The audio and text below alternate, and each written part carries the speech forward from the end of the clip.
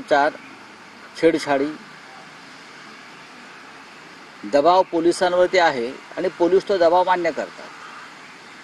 शिवशाही बसमधला जो प्रकार आहे तो दिल्लीतला निर्भया कांडसारखा आहे. बसमध्ये सुदैवाने ही मुलीचे प्राण वाचलेले आहेत, हे लक्षात घ्या. स्वारगेटला काल आमच्या शिवसैनिकांनी प्रखर आंदोलन केलं. मग आमचे वसंत मोरे असतील,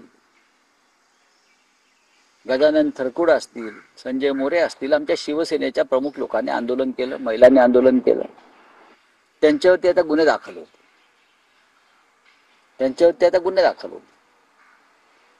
माझं पोलीस आयुक्तांना आव्हान आहे, पुण्यामध्ये मोकाट सुटलेल्या ज्या गँग्स आहेत